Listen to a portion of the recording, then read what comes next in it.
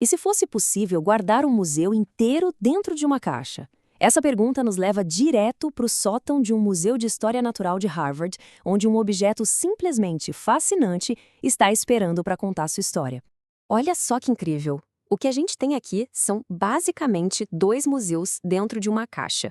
É um armário de madeira, uma coleção que foi parar em Harvard lá por volta de 1910 e que veio de um lugar chamado Museu Comercial da Filadélfia.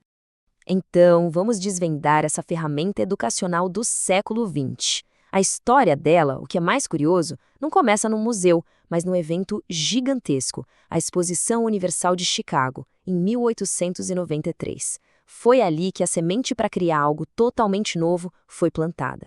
Bom, vamos ao que interessa, abrir as portas desse gabinete e dar uma espiada no que tem dentro para entender que tipo de coleção é essa. De primeira, parece uma coleção de história natural, né? Mas é só abrir as gavetas que a gente tem uma bela surpresa. Para a gente ter uma ideia, vamos pegar uma gaveta específica, a de fibras para escovas. Quando a gente abre, o conteúdo é, bom, bem confuso. É uma mistura de coisas que, sinceramente, não parecem ter nada a ver umas com as outras. E aqui é que o quebra-cabeça começa. Tem crina de cavalo, que vem do reino animal, tem bambu, do reino vegetal, e fio de aço, do reino mineral. E não para por aí. Ainda tem escovas já prontas e até uma ferramenta que mostra como elas são feitas. Isso bagunça completamente qualquer tipo de classificação de história natural que a gente conheça. Fica claro que existe, sim, uma lógica aqui.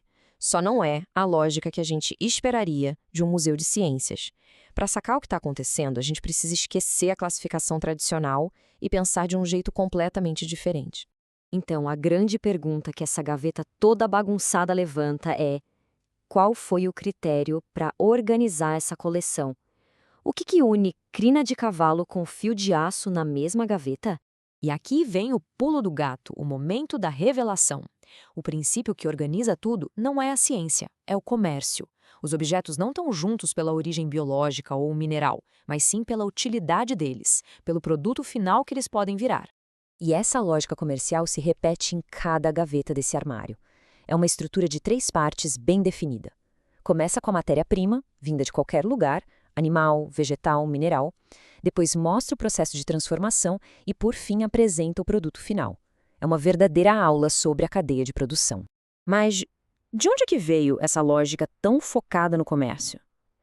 Para entender isso, a gente precisa voltar no tempo para a origem de tudo, que está ligado a um evento grandioso lá do final do século XIX. A ideia toda nasceu na Feira Mundial de Chicago. O fundador do Museu da Filadélfia achou um absurdo que todas aquelas exposições incríveis, com materiais do mundo todo, simplesmente desaparecessem. Ele queria que elas se tornassem permanentes. E foi aí que, a partir de 1900, essa coleção gigantesca foi, bem, encolhida e colocada nessas caixas para ir direto para as escolas.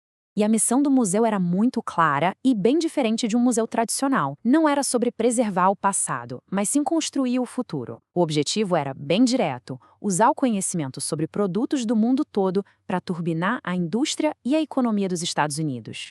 Então, aqui está o ponto crucial. Essa caixa foi feita para muito mais do que só ensinar. A intenção era moldar um jeito bem específico de ver o mundo na cabeça dos jovens estudantes daquela época. O fundador do museu tinha uma crença. Para ele, os Estados Unidos estavam perdendo terreno para os impérios europeus.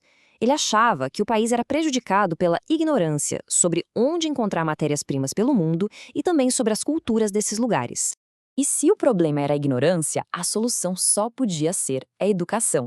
Essas caixas foram criadas para serem levadas para salas de aula, para que as mãozinhas dos alunos pudessem literalmente tocar nesse mundo em miniatura.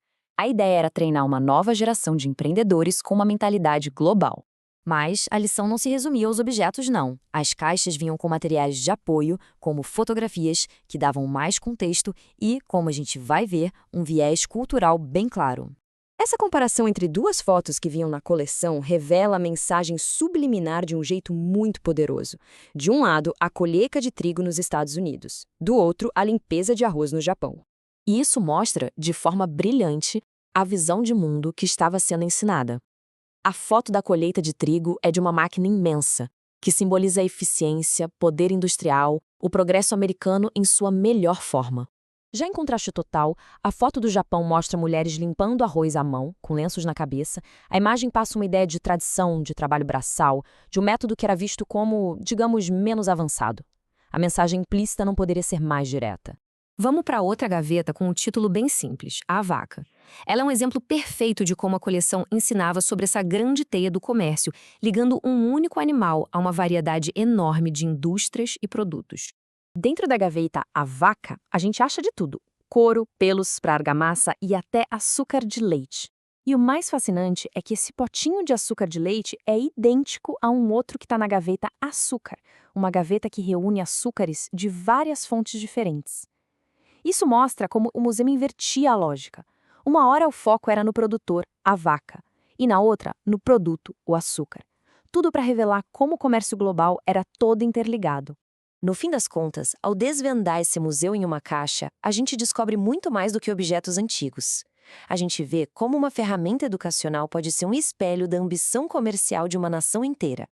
Essa caixa é uma verdadeira cápsula do tempo, nos lembrando que o jeito como a gente organiza o conhecimento nunca é neutro, sempre tem uma história por trás. E isso tudo nos leva a uma reflexão final. Que mensagens, que valores e que visões de mundo estão sendo transmitidos, talvez até de forma invisível, pelas ferramentas educacionais que moldam o conhecimento nos dias de hoje?